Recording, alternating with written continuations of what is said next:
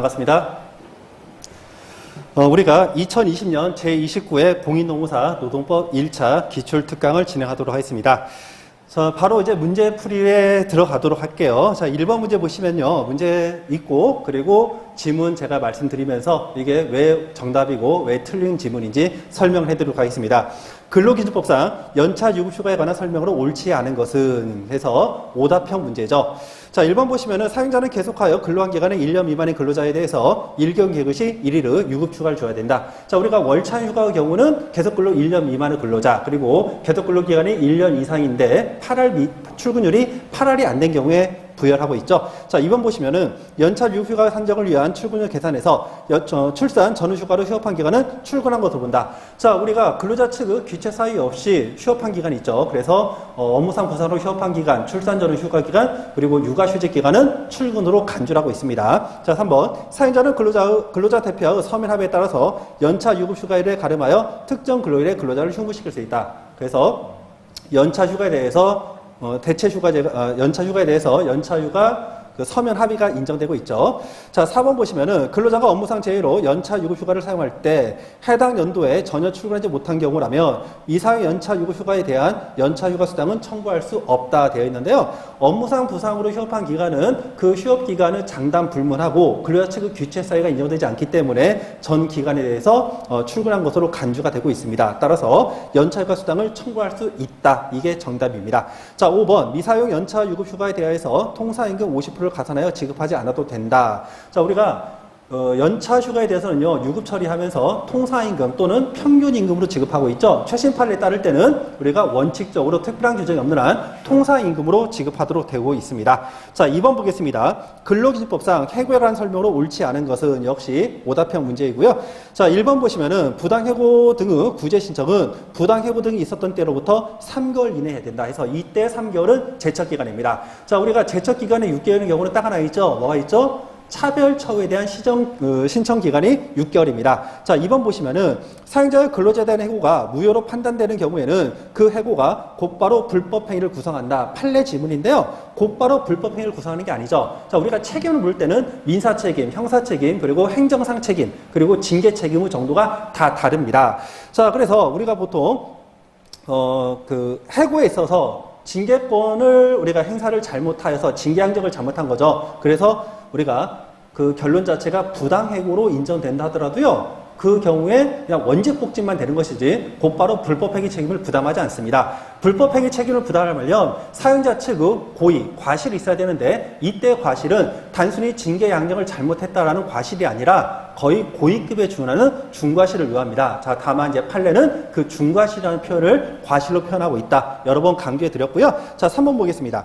사용자가 해고 등의 사유를 서면으로 통지할 때는 근로자 처지에서 해고 사유가 무엇인지 구체적으로 알 수 있어야 된다 해서 해고 통지 방법 역시 판례 지문이고요. 자, 4번 노동위원회는 최초 구제 명령을 한 달을 기준으로 매년 2회의 범위 내에서 구제 명령이 이행될 때까지 반복하여 최대 2년간 이행 강제금을 부과할 수 있다. 이행 강제금 제도도 굉장히 빈출되는 지문입니다. 자, 5번 노동위원회는 해고에 대한 구제 명령을 할 때 근로자가 원직복직을 원하지 아니하면 원직복직 대신 근로자가 해고 기간 동안에 근로를 제공했더라면 받을 수 있었던 임금 상당액 이상의 금품을 근로자에게 지급하도록 명할 수 있다. 금전 보상제에 관련된 내용이죠. 역시 맞는 지문입니다.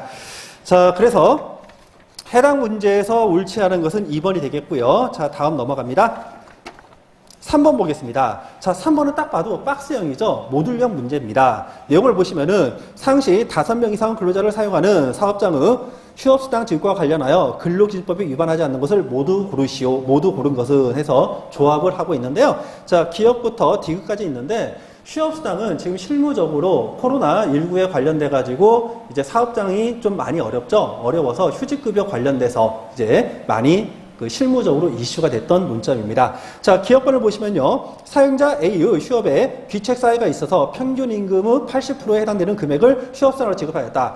우리가 경영상 장애 사유가 있을 때 휴업수당을 지급하는데 그 휴업수당의 상한액이 아니라 최저액은 우리가 원칙적으로 평균임금의 70%고요. 이 평균임금 70%가 통상임금보다도 높을 때는 통상임금을 최저 한도로 지급하고 있으니까 맞는 지불입니다.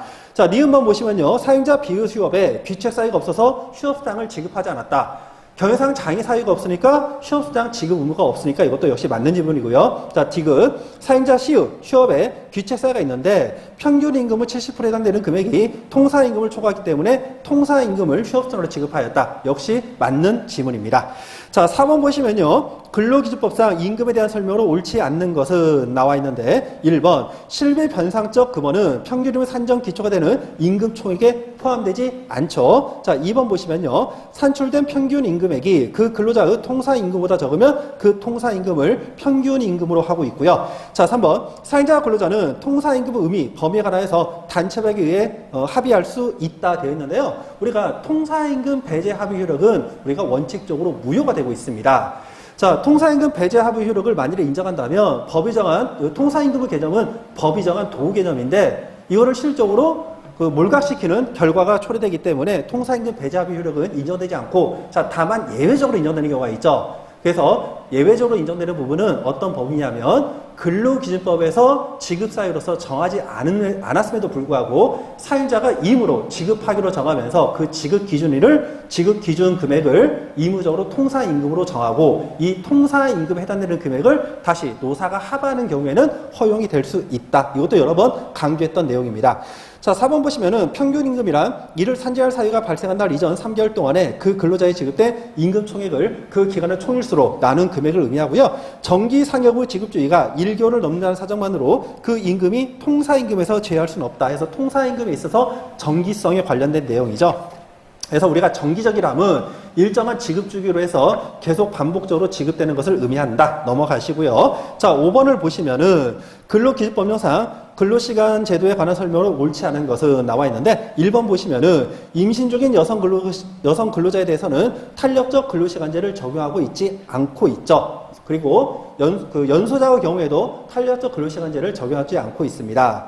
자, 그리고 선택적 근로시간제 정상기간은요, 우리가 1개월을 정산을 하고 있죠. 탄력적 근로시간제는 우리가 2주 단위와 3개월 단위가 있고요. 선택적 근로시간제는 1개월 단위가 되고 있습니다. 자, 그래서 틀린 지문은 2번이 되고 있고요. 3번 계속 보시면 당사자가 합의하면 1주간에 12시간 한도로 제50조 근로시간을 연장할 수 있다. 제50조가 뭐죠? 1일 8시간, 1주 40시간입니다.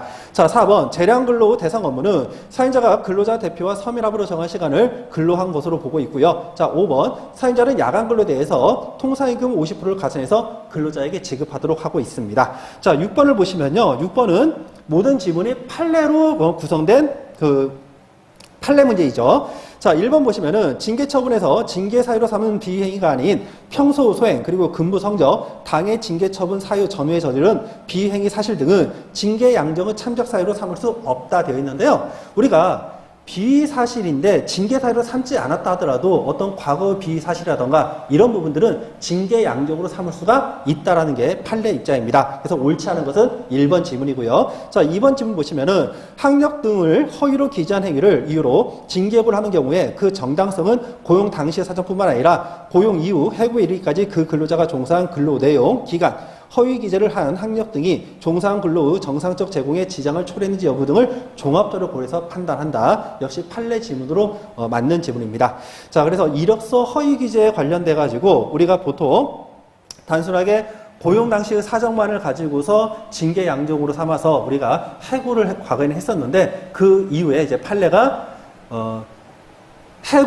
우리가 고용 당시의 사정뿐만 아니라 입사해서 해당 근로자가 업무 수행을 어떻게 했는지 그런 내용까지 종합적으로 고려해서 판단을 하고요. 그래서 최종적인 결론은 우리가 이력서 허위 기재인데 자신의 업무 능력을 위로 뻥쳐서 양력을 뻥쳐서 우리가 이력서를 허위 기재했다면 이거는 당연히 징계 해고 사유에 해당합니다. 자, 그렇지만 자신의 능력이 위에 있는데 자신의 능력을 밑으로 낮춘 경우, 그래서 예를 들어서 대졸인데 고졸로 이력서를 허위 기재했다. 자, 이런 부분에 대해서는 해당 근로자가 그동안 업무 수행을 하는데 아무런 문제가 없었고, 그리고 어떤 회사 내에서도 사람들과 아무런 다툼이 없었고, 그래서 어떤 인화감도 조성이 되어 있었고, 이런 경우에 우리가 비록 이력서 허위 기재가 징계 사유에 해당할지 모르지만 해고를 했다라면 징계권을 남용한 것으로서 부당 해고가 된다는 게 판례 입장입니다. 자, 3번. 사생활 비행의 경우에는 사업 활동에 직접 관련이 있거나 기업의 사회적 평가를 훼손할 염려가 있는 것에 한해서 정당한 징계 사유가 될 수 있다라고 여러 번 강조해 드렸고요.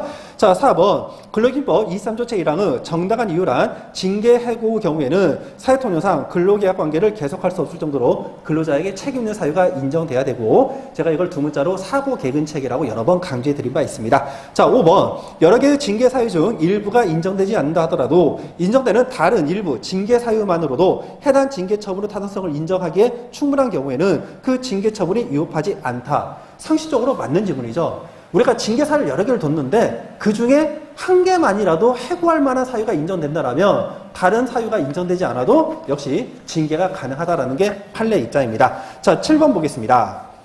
근로기준법상 상시 4명 이하의 근로자를 사용하는 사업 또는 사업장에 적용하지 않는 것은, 자, 여러분들이 이걸 단순하게 하시면요, 이거는 중급, 많게는 상급까지 올라가는 문제입니다. 자, 빈출되는 지문이고요. 제가 이걸 여러분들에게 이렇게 말씀드렸죠. 암기하려고 하지 마시고 근로자 측에서 봐야 될 것인지 아니면 사행자 측에서 봐야 될 것인지를 이해를 하시라겠습니다. 자, 공민권 행사, 선거권을 행사합니다. 국회의원 선거하는데 영세사업자에 해가지고 선거 못하게 막을 수 있나요? 아니죠. 자, 근로조건 명시. 근로조건 명시는 근로계약서 작성입니다. 영세사업자라고 근로계약서 작성 의무를 인정하지 않나요? 아니죠. 자, 전차금 상계 금지. 자, 우리가 돈 빌려주고 나서 강제 근로를 시킨다는 거죠. 이것도 역시 영세사업장에도 적용할 수 없다. 아닌 겁니다. 적용됩니다. 자, 휴게입니다. 사람은 기계가 아니죠. 일을 하면 쉬어야 되죠. 4시간 일하면 30분 쉬고 8시간 일하면 1시간을 쉬어야 됩니다. 역시 적용되고요. 자, 연차 유급휴가. 제가 이렇게 말씀드렸죠. 영세사업장의 경우에는 이게 영사다 보니까 오래 일하지 않는 경우가 많다라는 거죠. 연차 휴가는 우리가 원칙적으로 지금 현재 월차 휴가도 인정이 되죠. 그래서 1개월을 만나면 다음 달 초일에 월차 휴가 한 개가 발생하지만 기본적으로 여기서는 연차 유급 휴가가 있으니까 계속 근로 1년간 8화를 출근했을 때 15개를 부여하는 휴가로 해석을 한다면 어떻게 되나요? 이런 경우에는 영세사업장에는 적용되지 않는다. 즉 우리 이 연차 유급 휴가는 5인 이상 사업장에만 적용된다. 따라서 정답은 5번이 되겠습니다. 자, 8번 보겠습니다. 근로기준법상 임산부 보호에 관한 설명으로 옳지 않은 것은, 제가 이거를 이제 중급으로 잡아놨는데요. 자, 왜 중급을 잡아놨냐면 정답이 되는 지문에 관련돼서 정확하게 알고 있는 사람이 드물기 때문입니다. 그래서 이 부분을 제가 중급 문제로 잡았는데요.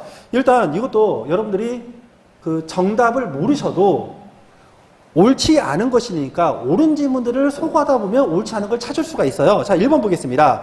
한 번에 둘 이상의 자녀를 임신한 경우, 즉 쌍생아죠. 출산 전후 기간의 배정은 출산 후에 120일 이상이 돼야 됩니다. 우리가 일반적인 경우는 90일이죠. 출산 후에 반절 이상을 부여해야 돼요. 45일. 쌍생아는 120일이죠. 출산 후에 60일을 부여해야 됩니다. 쉬운 지문이죠. 자, 2번. 사업주는 출산 전후 휴가 종료 후에는 휴가 전과 동일한 업무 또는 동등 수준의 임금을 지급하는 직무에 복귀시켜야 된다. 쉬운 지문이고. 자, 3번 볼게요.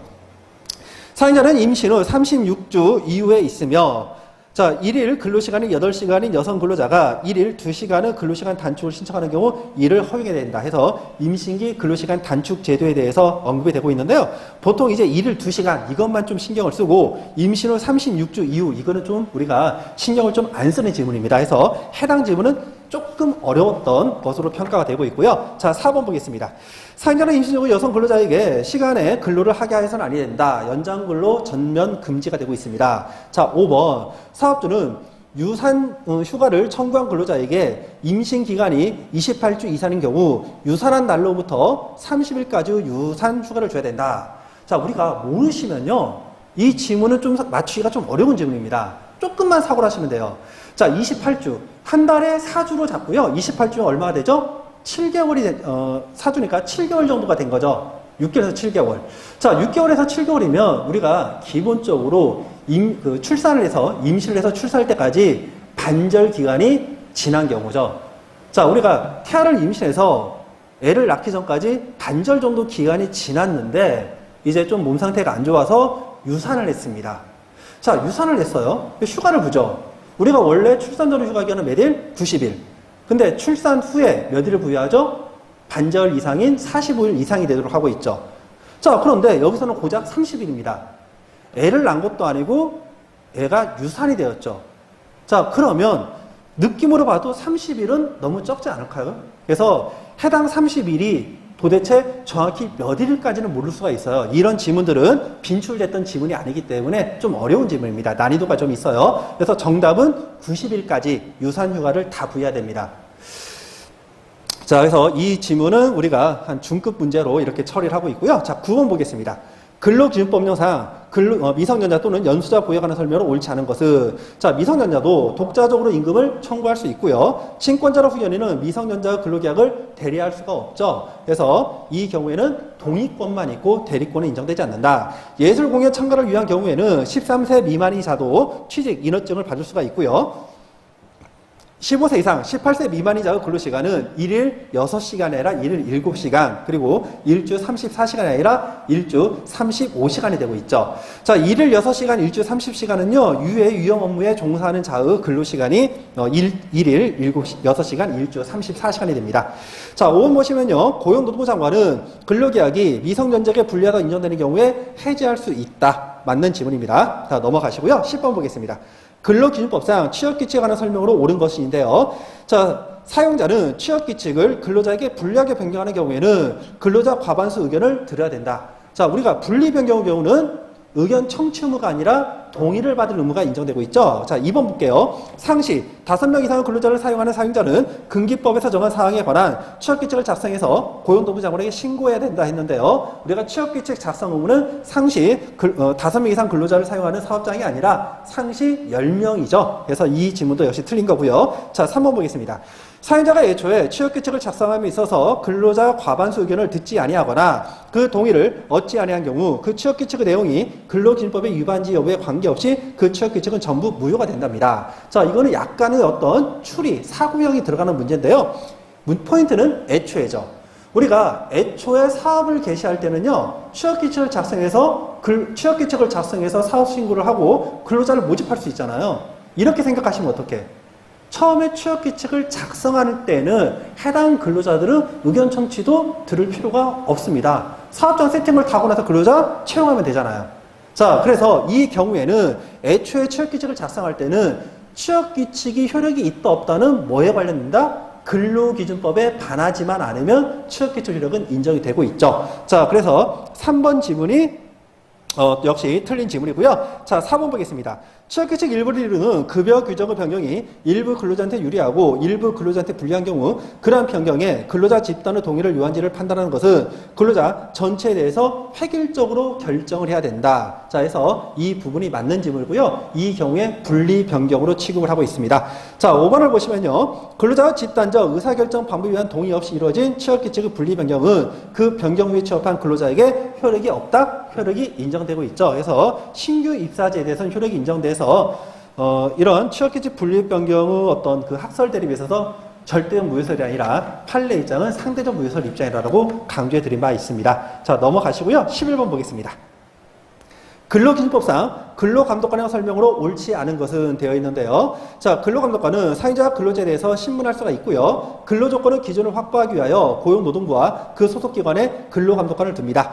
자, 근로감독관은 사업장, 기숙사, 그 밖의 부속 건물에 현장 조사하고, 자, 과거에는 이걸 우리가 한자로 인검이라 이렇게 표현되어 있었죠. 자, 장과 서류 제출을 요구할 수 있다. 근로감독관의 위촉을 받은 의사는 취업을 금지할 질병에 걸릴 의심이 있는 근로자에 대해서 검진할 수가 있고요. 자, 5번 보시면은 근로감독관은 근로기준법 위반죄에 대해서 경찰관 직무집행법에서 정하는 바에 따라 사법 경찰관의 직무를 수행한답니다. 자, 이것도 그냥 여러분들이 대충 공부하면 맞는 지문인가? 이럴 수 있어요. 자, 그런데 경찰관 직무집행법이라고 했죠. 적용법인 누가 되는 거죠? 경찰관이 됩니다. 자, 그러면 경찰관 직무집행법이 아니라 정답은 뭐가 된다? 사법 경찰관리의 직무를 행할 자와 그 직무 범위에 관한 법률이라는 특별법이 있죠. 그래서 해당 법에 따라서 사법 경찰관의 직무를 수행하고요. 말 그대로 경찰관 직무집행법이니까 경찰관만 적용이 되는 거예요. 자, 넘어가겠습니다. 12번. 근로기준법상 직장 내 괴롭힘 금지에 관한 설명으로 옳지 않은 것은 되어 있는데요.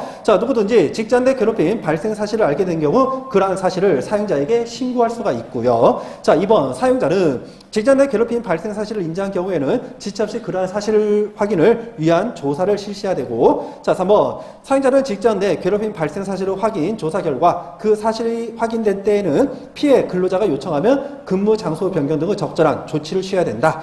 자, 4번 사용자는 직장 내 괴롭힘 발생 사실을 신고한 근로자 및 피해 근로자 등에게 해고나 그 밖의 불리한 처우를 하여서는 아니 된다. 자, 5번 보시면요. 사용자가 직장 내 괴롭힘 발생 사실을 확인 조사 결과 그러한 사실이 확인이 되었음에도 불구하고 그에 대한 필요한 조치를 하지 아니한 경우, 자, 500만 원 이하 과태료를 부과한다 되어 있는데요. 직장 내 괴롭힘 금지 규정은 실효성이 현재 그다지 없다라고 제가 강조드렸죠. 왜 그런다고 했었죠? 직장 내 괴롭힘의 경우에는 직장 내 괴롭힘을 당했다고 이제 신고를 했어요. 신고한 자에 대해서 불리한 처분을 할 때에만 우리가 제재가 있습니다. 자, 그리고 우리가 직장 내 괴롭힘을 한 가해자에 대한 분리 조치를 하지 않았다 하더라도 여기에 대한 처벌 규정이 없다라는 거죠. 그래서 직장 내 괴롭힘 금지 규정은 현재 실효성이 그렇게 큰 법조문은 아니다라고 제가 강조해 드린 바가 있습니다. 자, 넘어가시고요. 13번 보시면은 다시 모듈형 선택형 문제가 되고 있죠. 근로기준법에서 규정된 내용으로 옳은 것을 모두 고르시오.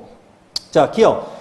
근로기준법에서 정하는 근로조건은 최저 기준이므로 근로관계 당사자는 이 기준을 이유로 근로조건을 낮출 수가 없다. 자, 맞는 지문이고요.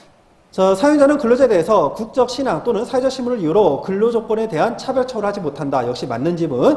사용자가 근로자를 폭행한 경우 피해자의 명시의 의사에 다르게 공소를 제기할 수 없다 되어 있는데요. 우리가 형사상 폭행죄는 반의사 불벌죄입니다. 반의사 불벌죄는 피해자의 의사에 반해서 공소를 제기할 수 없는 범죄를 우리가 반의사 불벌죄라는데요. 금기법상 이 폭행에 관한 죄는 형사상 그 반의사 불벌죄가 아니라 그 피해자의 의사가 없다 하더라도 공소 제기해서 처벌이 되는 특별법 규정입니다.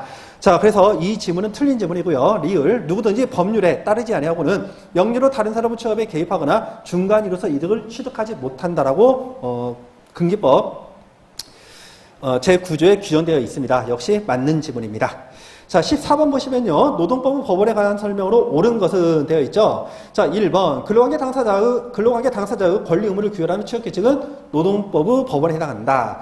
자, 우리가 기본적으로 법령이라 함은 법원은 기본적으로 법령은 다 법원성 인정이 되는데 이때 법원성은 일반성을 갖고 있습니다. 자, 그런데 노동관계 법령에서는요. 우리가 일반성이 없는 자치규범의 법원성을 판례가 인정하고 있다는 것 여러 번 강조해 드렸죠. 자, 그래서 1번 지문 맞는 지문이고요. 아이로 강제 권리에 관한 협약은 노동법 법원에 해당한다 되어 있는데요. 우리가 협약 그리고 뭐 국제 조약 이런 부분들은 국내법과 동일한 효력을 인정하려면 비준을 해야 돼요. 자, 우리가 비준을 해야 되는데 국회에서 비준을 해야 되는데 그 강제 권리에 관한 협약 그리고 단결권에 관련된 협약 등은 우리가 비준을 하지 않았습니다. 해당 지문은 우리가 올해 시험 노트에서도 동일하게 시험 문제가 유사하게 나오고 있어요. 그래서 이 지문은 비준을 안 했기 때문에 법원성이 부정이 됩니다. 자, 3번 노동사건에 관련된 대법원 전원합체 판결은 노동법의 법원에 해당하지 않죠. 자, 그리고 그 법제처 행정기관은 유권해서도 법원에 해당되지 않고 있고요. 자, 근로계약은 우리가 단체법 취업규칙, 근로계약, 이 자치규범은 법원성이 인정된다라고 말씀드렸습니다. 역시 이 지문도 틀린 지문입니다. 자, 넘어가시고요. 15번 보겠습니다. 헌법 32조 근로권리에 명시된 내용으로 옳지 않은 것은 자, 우리가 32조, 33조 빈출되는 지문입니다. 모든 국민은 근로권리를 가지며 근로 의무를 갖는다. 여자 연수자는 특별보호를 받고 있죠. 신체 장애자는 우선적으로 근로기회를 부여받습니다. 자, 맞는 지문인가요? 틀린 지문이죠. 뭐가 틀렸죠? 우선적으로 근로기회를 부여받는 자는요, 우리가 국가유공자, 상위 군경, 그리고 전몰 군경 등이 우선적으로 근로기회를 제공을 받고 있고요. 자, 그 다음에 여기 보이는 것처럼 신체 장애자, 그리고 질병자, 또 노약자, 이런 생활 능력이 없는 자는 법률이 정하는 바에 따라서 국가의 보호를 받습니다. 자, 그래서 신체 장애자에 관련된 법조문은요, 32조가 아니라 34조 제5항의 적용을 받고 있기 때문에 해당 내용이 틀린 지문입니다. 자, 4번 근로조건의 기준은 인간의 존엄성을 보장하도록 법률로 정하고 있고요. 국가는 법률이 정한 바에 따라서 최저임금제를 시행을 해야 되죠. 그래서 최저임금제는 시행 의무가 있고, 자, 그 다음에 이제 16번부터는 기타 법령 내용입니다. 산업법 관련 내용인데요. 자, 1번. 근로자는 산업재해가 발생할 급박한 위험이 있는 경우 작업을 중지하고 대피할 수 있다. 지금 내 몸이 지금 다치게 생겼는데 일하고 있나요? 그건 아니죠. 역시 맞는 지문. 자, 2번 봅니다. 사업자는 사업장에 근로자위원, 사행자위원, 그리고 공익위원이 같은 수로 구성되는 산업안전보건위원회를 운영해야 된다. 제가 이거 쉬운 질문이었죠. 우리가 각종 위원회는 어떤 공적 기관의 위원회가 설치되어 있어요. 그런데 산업안전보건위원회는 공적 기관이 아니라 사내위원회라고 말씀드린 바 있죠. 사내위원회니까 공익위원회에 들어갈 필요가 있다 없다? 필요가 없다. 자, 그래서 이 경우는 근로자위원 그리고 사행자위원 각 11인 이내로 구성이 되기 때문에 해당 지문이 틀린 지문이 되고 있고요. 자, 3번. 산업재해 예방에 관한 기본계획은 고용노동부 장관이 수립하여 산업재해 보상보험 및 예방심의위원회 심의를 거쳐 공표해야 된다. 자, 4번. 고용노동부 장관은 산업재해를 예방하기 위하여 대통령이 정하는 사업장의 근로자 산업재해 발생 건수, 재해율, 그 순위를 공표해야 된다. 이것도 빈출 지문이고. 자, 5번. 고용노동부 장관은 역학조사를 하는 경우 근로자 대표가 요구할 때 그 역학조사에 참석하게 할 수 있다. 자, 이거 맞는 지문이죠. 자, 기타 근로자 대표가 요구할 때 참석할 수 있는 부분은 건강보험 우리가 건강보험 심사를 할 때도 여기에 포함이 되고 있죠. 자, 17번 보겠습니다. 직업안전법상 용어 정의로 옳지 않은 것은 되어 있는데요. 자, 1번 보시면은 직업안전기관이란 직업 소개, 그리고 직업 지도, 그리고 직업 안정 업무를 수행하는 지방 고용노동행정기관을 말한다.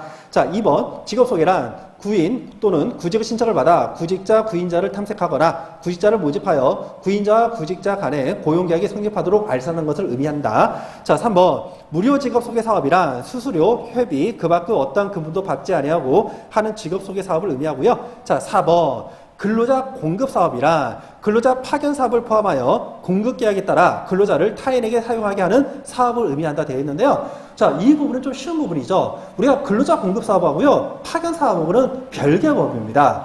우리가 근로자 파견 사업은 파견법의 적용을 받는 내용이고요. 근로자 공급 사업은 직업안전법의 적용을 받고 있죠. 그래서 이 경우에는 근로자 파견 사업이 제외가 되고 있죠. 그래서 해당 지문이 틀린 지문입니다. 자, 5번 고용 서비스란 구인자 또는 구직자에 대한 고용 정보 제공, 직업 소개, 직업 지도 또는 직업 능력 개발 등 고용을 지원하는 서비스를 의미한다. 해서 제가 난이도를 해당 문제는 4번 지문 빼고는 여러분들이 잘 모를 수가 있어요. 그래서 해당 지문에 대해서 제가 출제 난이도를 중으로 잡았습니다. 자, 18번 보겠습니다. 파견법 내용인데요. 사용사업주는 파견 근로자를 사용하고 있는 업무에 근로자를 직접 고용하려고 하는 경우 해당 파견 근로자를 우선적으로 고용해야 된다?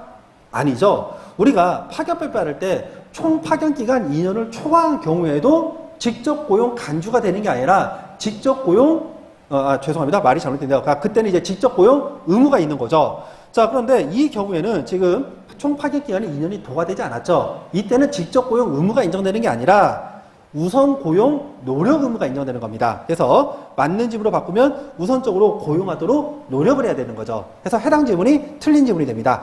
자, 2번 파견 근로자는 차별적 처우를 받은 경우 차별적 처우를 받은 날로부터 6개월 이내에 노동위원회에 그 시정을 신청할 수 있다 이렇게 되어 있는데요. 파견법의 내용은 기간제법의 규정을 일부 준용을 하고 있습니다. 그래서 차별 처우에 관련된 내용들은 보통 이제 준용이 되고 있어요. 맞는 지문입니다.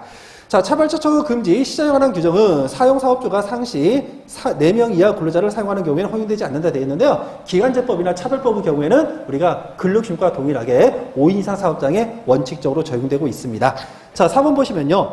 고용노동부 장관은 확정된 차별시정 명령을 이행할 의무가 있는 파견 사업주 사업장에서 해당 시정 명령 효력을 미치는 근로자 이외의 파견 근로에 대해서 차별 처우가 있는 경우 그 시정을 요구할 수 있다 되어 있는데요. 자, 우리가 차별의 경우에는 주관적인 권리구제 측면뿐만 아니라 객관적인 법질서 확립 그 입법주의도 인정이 된다라고 여러 번 강조해 드린 바 있습니다. 그래서 맞는 지문이 되고 있고요. 자, 5번 사용사업주는 파견 근로자의 적절한 파견 근로를 위하여 사용사업 관리 책임자를 선임해야 되어 있는데요. 해당 지문은 사실 이제 1차를 할 때 많이 다루는 지문이 아니에요. 그래서 이 부분들은 5번 지문은 사실 좀 어려운 지문에 해당되는데 1번 지문이 확실하게 틀린 지문으로 찾을 수가 있기 때문에 해당 문제도 여러분들이 맞추지 못할 문제는 아니에요. 그래서 제가 이것도 중급 문제로 만들어 놨습니다. 자, 19번 봅니다. 남녀 고용 평등, 줄여서 남녀 고평법을 할게요. 배우자 출산 휴가에 관련된 내용이 전면 개정이 되었죠. 그래서 사업주는 근로자가 배우자 출산 휴가를 청구하는 경우 5일의 휴가를 줘야 된다. 국법 내용입니다. 지금 몇 일이죠? 10일입니다. 자, 2번 보시면요. 배우자 출산 휴가를 사용하는 기간 중 3일을 유급으로 한다. 역시 국법 내용이죠. 지금은 정기간 10일에 대해서 유급 처리를 하고 있고, 자, 다만 근로복지공단에서 우리가 출산휴가 급여를 지원받을 수가 있다 말씀드린 바 있죠. 자, 그리고 배우자 출산휴가를 우리가 과거에는 분할을 사용할 정도로 기간이 길지가 않았죠. 근데 지금 10일이니까 1회 한해서 나눠 사용할 수가 있고, 자, 4번 배우자 출산휴가 기간은 배우자가 출산한 날로부터 90일이 지나면 청구할 수 없다. 과거에는 30일이었는데 휴가 기간이 열흘로 늘어나면서 이 사용 기간도 90일로 늘어났습니다. 자, 그래서 4번이 맞는 지문이고요. 5번 출산 전후 휴가 급여가 지원되었더라도 배우자 출산 휴가에 대한 급여는 전액 지급돼야 된다. 틀린 지문이죠. 자, 그래서 배우자 출산 휴가 급여가 지급이 되면 그 지급된 금원의 한도 내에서 사용자는 지급 의무가 면제가 되고 있다. 자, 20번 보겠습니다. 최저임금제에 관한 설명으로 옳은 것을 모두 고르시오. 역시 모듈형 문제, 선택형 문제죠. 자, 기억본 보시면요. 선언법의 적용을 받는 선언과 선언을 사용하는 선박 소유자에 대해서는 적용하지 아니한다. 맞는 지문이고요. 선언법이라는 특별법 규정이 먼저 적용됩니다. 최저임금은 우리가 고시하는 기간이 매년 8월 5일까지죠. 그래서 틀린 지문이고요. 최저임금위원회는 대통령 소속이 아니라 고용노동부의 산하에 두고 있죠. 역시 틀린 지문입니다. 자, 리을 고용노동부 장관은 근로자의 생계비, 임금 실태 등을 매년 조사해서 반영을 해야 되는 거죠. 역시 맞는 지문입니다. 자, 21번 보시면요. 기간제법에 관련된 내용으로 옳지 않은 거 되어 있는데요. 자, 1번 동관한 친동말을 사용하는 사업에 대해서는 적용하지 않는다. 근로기준법과 동일한 패턴입니다. 자, 2번 사용자는 가사, 학업, 그 밖의 이유로 근로자가 단시간 근로를 신청하는 경우에 당해 근로자를 단시간 근로자로 전환하도록 노력해야 된다. 그래서 노력 의무가 인정이 되고 있죠. 역시 맞는 지문이고요. 차별처우와 관련된 문제에 대해서 입증 책임을 사용자가 부담하고 있다. 노동위원회는 사용자 차별적 처우에 명백한 고의가 인정되는 경우 징벌적 손해배상 제도로서 3배를 넘지 않는 범위에서 배상을 명령할 수 있다. 역시 강조한 내용입니다. 자, 5번 보시면요. 여러분들은 5번은 좀 가우뚱할 수가 있어요. 노동위원회는 차별 시정 명령을 받은 후 이행 기한까지 시정 명령을 이행하지 아니한 사용자에 대해서 이행강제금을 부과한다 되어 있는데요. 여러분들은 노동관계 법령에서 이행강제금이 인정되는 부분은 딱 하나 있죠. 뭐가 있죠? 부당해고에 대해서 우리가 그 노동위원회의 구제명령을 이행하지 않아야 할 때 우리가 이행강제금을 부과할 수 있다. 그거 하나입니다. 그래서 이 지문은 역시 틀린 지문. 자, 22번 보겠습니다. 근로자 퇴직급여 보장법에 관한 설명으로 옳지 않은 것인데요. 퇴직연금의 급여를 받을 권리는 양도할 수 없다. 자, 맞는 지문이죠. 자, 2번 지문이 조금 어려운데요. 퇴직연금 사업자는 자산관리 업무에 관한 계약체계와 관련된 약관을 변경하는 경우 미리 고용노동부 장관에게 보고해야 됩니다. 자, 우리가 퇴직연금 제도는 그냥 사적 간에 적용할 수 있는 내용이에요. 우리가 퇴직급여 제도는 강제되고 있죠. 근데 퇴직급여 제도는 퇴직금 제도 또는 퇴직연금 제도입니다. 선택을 할 수가 있어요. 우리가 법상으로는 퇴직연금에 가입하도록 되어 있는데 현재 퇴직연금을 가입하지 않아도 처벌 규정이 없다는 거죠. 자, 그래서 이 경우에는 행정기관, 특히 고용노동부 장관이 무슨 관리 감독을 하는 경우가 없어요. 그래서 이 경우에는 어디에다 우리가 보고를 하냐면 금융감독원장에게 보고를 합니다. 좀 어려운 지문이긴 한데 여러분들이 조금만 유추를 해서 사고를 한다면 역시 맞출 수 있는 지문이에요. 자, 3번 보겠습니다. 퇴직금 제도를 설정하는 사용자는 계속 근로기간 1년에 대해서 30분 이상의 평균 임금을 퇴직금으로 퇴직 근로자에게 지급할 수 있는 제도를 설정해야 된다. 자, 쉬운 지문이죠. 4번 퇴직금을 받을 권리는 우리가 시효가 3년입니다. 임금채권과 동일한 3년이고요. 자, 5번 확정기형 퇴직연금 제도에 가입한 근로자는 주택구입 등 대통령령에 정하는 사유가 발생하면 정기금을 중도 인출할 수 있다 되어 있는데요. 확정기여형은 사용자가 매월까지는 아니죠. 이걸 매월 납입할 수도 있고 분기별로 할 수 있고 사용자가 이제 퇴직 연금 사업자와 계약을 체결하기 나름인데 확정 기형은 사용자가 납입하는 퇴직금 기여분이 정해져 있는 거죠. 자, 그리고 확정 기형이 아니라 확정 급여형 퇴직연금 제도는 기여분이 정해진 게 아니라 해당 근로자가 받을 금액이 확정되어 있는 것을 의미하죠. 자, 그래서 확정 기여형은 사용자의 부담금이 확정되어 있으니까 일종의 퇴직금을 적립시켜 놓는다고 생각하시면 됩니다. 자, 그렇기 때문에 우리가 퇴직금 중간 정산과 마찬가지로 일정 사유가 인정되는 경우에 그런 적립된 그 퇴직금 적립금을 중도 인출할 수가 있게 되는 결과가 나옵니다. 자, 넘어가시고요. 23번 보시면은 근로복지기본법상 근로복지 증진에 관한 기본계획에 포함되어야 할 사항이 아닌 것은 되어 있죠. 자, 그래서 근로복지기본법상 기본계획에 포함되지 않는 거, 자, 이런 거 암기하시면요, 여러분들 1차 공부 못 하십니다. 이런 것들은 사실 버리는 문제에 해당돼요. 자, 그래서 난이도는 사실상 상급에 해당되는데요. 여러분들이 조금만 고민하면 맞출 수가 있어요. 그래서 제가 난이도를 상급에서 중급으로 낮췄습니다. 지문 한번 볼까요? 사실 저도 모르는 지문입니다. 자, 보겠습니다. 고용 동향과 인력 수급 전망에 관한 사항. 2번 사내근로복지기금 제도에 관한 사항. 3번 근로자 생활 안정에 관한 사항. 4번 근로자 주거 안정에 관한 사항. 5번 무리사주 제도에 관한 사항입니다. 자, 우리가 근로복지기본법에 있는 내용들이 뭐죠? 자, 우리가 국가 차원에서 하는 경우가 있고요. 일반 회사에서 하는 차원이 있죠. 국가 차원에서 하는 게 근로자 주거 안정, 또 생활 안정, 이런 부분들이 국가 차원에서 하는 거고요. 그 다음에 회사 차원에서 하는 게 사내근로복지기금 제도에 관한 사항, 그리고 우리사주 제도에 관련된 내용들이죠. 자, 이것들은 다 우리가 근로복지기본법에 규정되어 있어요. 여러분들이 조금만 공부하시면 강조했던 내용이기 때문에 충분히 이런 것들은 내가 본 적이 있어. 그런데 1번 볼까요? 고용동향이네요. 고용동향. 어떻게 채용했는지, 채용 현황을 말하는 거죠. 인력 수급 전방이에요. 자, 그러면 이거는 우리가 실적으로 분경기 또는 어떤 사업 부분에서 어떻게 채용하고 고용률이 얼마가 되고 실업률이 얼마 되고 이런 거에 관련된 정책이잖아요. 그럼 이거는 실제로 취업과 관련된 부분이기 때문에 복지 쪽하고는 관련이 없죠. 그래서 여러분들이 조금만 고민하셔서 찍으면은 충분히 맞출 수 있는 문제였다는 거죠. 그래서 이런 문제들을 여러분들이 쉽게 처음 본다 해서 포기하시면 안 됩니다. 그래서 중급 문제로 제가 잡았고요. 자, 다음 24번 보겠습니다. 임금채권 보장 법령상 체당금에 관한 설명은 옳지 않은 것입니다. 고용노동장관은 체당금의 지급을 충당하기 위해서 임금채권 보장기금을 설치한다. 빈출 지문이라고 강조드린 바 있고, 자, 체당금은 근로기준에 따른 휴업수당을 포함하지 않아야 한다. 자, 틀리죠. 이것도 여러 번 말씀드린 빈출기문이죠. 우리가 최종 3개월분은 휴업수당을 포함을 시키고 있죠. 체당금. 자, 3번. 수혜체당금은 판결이 된 날로부터 1년 이내에 청구를 해야 되고요. 역시 맞는 지문. 체당금을 받을 권리가 있는 사람이 부상으로 체당금을 수령했을 때는 그 가족의 수령을 위임할 수가 있다라고 말씀드린 바 있어요. 자, 체당금을 지급받을 권리는 양도 또는 압류할 수가 없습니다. 자, 마지막 문제 25번. 외국인 근로자의 고용에 관한 법률에 대한 설명으로 옳지 않은 것은 되어 있는데요.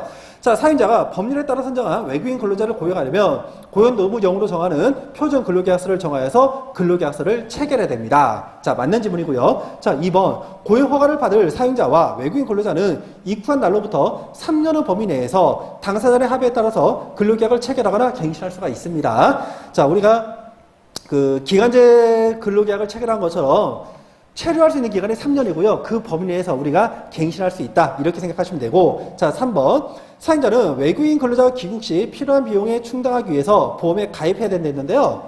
자, 귀국을 하는 거는 누가 하는 거죠? 본인 스스로 귀국을 하는 거죠. 귀국을 하려고 했더니 돈이 없네. 그러면 어떻게? 이제 불법 체류 외국인이 되잖아요. 자, 그래서 귀국 시 필요한 비용을 충당하기 위해서 보험에 가입해야 할 그 의무 주체는 사용자가 아니라 외국인 근로자 본인이 되는 겁니다. 자, 사용자가 부담하는 부분은 뭐냐 하면 귀국이 아니라 해당 근로자가 이제 근로를 마치고 우리나라를 떠날 때 이걸 뭐라고 하죠? 귀국이 아니라 이때는 출국이라 표현하죠. 자, 그래서 사용자는 외국인 근로자 출국에 따른 퇴직금 지급 등을 위하여 외국인 근로자를 피보험자 또는 수익자로 하는 보험 또는 신탁에 가입할 의무가 있는 거죠. 그래서 양자를 구분하라고 이것도 역시 강조해드린 부분입니다. 자, 4번. 직업안정기관회장은 사용자의 임금체불로 근로계약을 유지하기 어렵다고 인정되는 경우 외국인 근로자 고용허가를 취소할 수가 있고요. 자, 5번. 직업안정기관회장은 외국인 근로자 고용허가 또는 특례 고용 가능 확인을 받지 아니하고 외국인 근로자를 고용한 자에 대해서 그 사실이 발생한 날로부터 3년간 외국인 근로자 고용을 제한할 수가 있다. 해서 해당 지문도 빈출 지문이라고 강조드린 바가 있습니다. 그래서 답은 3번이고요. 자, 우리가 그 간단하게 1번부터 25번까지 기출 문제를 분석을 좀 해봤습니다. 자, 그래서 여러분들 한번 같이 문제를 풀어보셨으니까 아시겠지만 해당 문제를 보시면요. 공부를 조금만 공부를 하셨다 싶으시면 아무리 못해도 20개 정도는 무난하게 맞출 수가 있어요. 그래서 여러분들이 차후에 다시 1차 공부를 하시게 되는 경우 또는 신규로 1차 공부를 하시게 되는 경우에는 언제나 강조해드리지만 2차 위주로 공부를 진행하시기를 강조해 드립니다. 자, 이것으로 우리가 2020년 제29회 공인노무사 노동법 1 근로기준 파트 기출 특강을 마치도록 하겠습니다. 감사합니다.